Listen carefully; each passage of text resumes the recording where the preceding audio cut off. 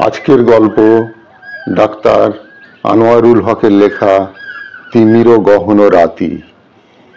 রাত গভীর, চারপাশে শুধু তিমিরের ঘন কুয়াশা। আকাশে কোনো চাঁদ নেই, নক্ষত্রেরা যেন সব লুকিয়ে পড়েছে।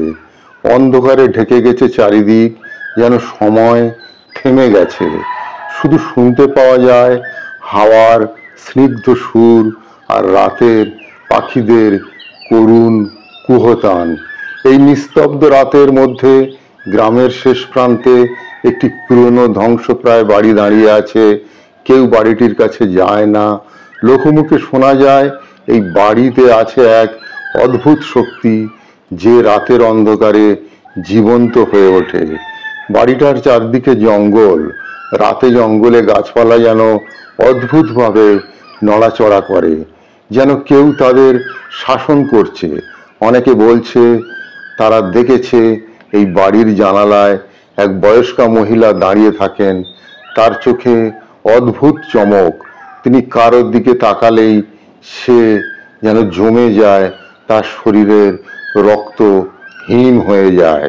শহরের এক যুবক, নাম আরিফ, এই গল্প শুনে কৌতূহলী হয়ে ওঠে। একদিন সে সিদ্ধান্ত নেয় এই বাড়ির রহস্য উদ্ঘাটন করবে।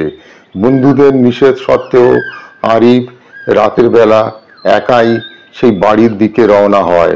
বাড়ির কাছে পৌঁছেই তার মনে হলো কেউ তাকে ডাকছে।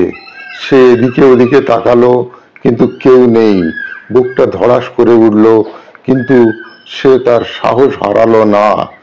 আরিফ ধীরে ধীরে বাড়ির ভেতরে প্রবেশ করলো। বাড়ির ভেতরটা অন্ধকারে ডুবে আছে। দেয়ালগুলো ভাঙাচোরা আর মেঝে ধুলো মাখা। হঠাৎ তার পেছনের দরজা বন্ধ হয়ে গেল। সে আতঙ্কে পেছনে ফিরে তাকালো, কিন্তু কেউ ছিল না। আরিফ তখন বুঝতে পারলো সে একা নয়, এখানে কিছু একটা আছে। অন্ধকারের ভেতর থেকে একটা সাদা ছায়ামূর্তি বেরিয়ে এলো। তার দিকে ধীরে ধীরে আসতে লাগলো এবং মুখে অদ্ভুত এক মৃদু হাসি। মূর্তিটি যেন বাতাসের মতো হালকা, কিন্তু তার উপস্থিতি যেন চারিদিকে সব কিছুকে নিঃশব্দ করে দিল। আরিফের শরীর জমে গেল, তার পা যেন মাটির সঙ্গে লেগে গেল। মূর্তিটা তার কাছে এসে দাঁড়ালো, তারপর কানে ফিসফিস করে বলল, তুই আমাকে চিনতে পারলি না আরিফ? আমি তোর অতীতের ছায়া, তুই যাকে ভুলে গেছিস। আজ আমি তোকে নিয়ে যাব যেখানে তুই আর কখনো ফিরে আসতে পারবি না।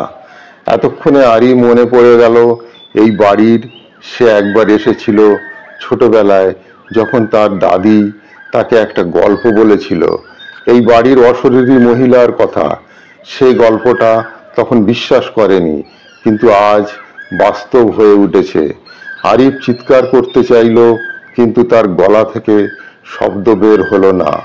তিমির গহন রাতি তাকে চিরতরে গ্রাস করে নিল। সকালে গ্রামের লোকেরা আরিফের কথা ভুলে গেল, যেন সে কখনোই ছিল না। বাড়িটা আবার নির্জন হয়ে গেল। অপেক্ষা করতে থাকলো নতুন শিকারের জন্যে, যারা অন্ধকারে রহস্যে পা দিতে চায়।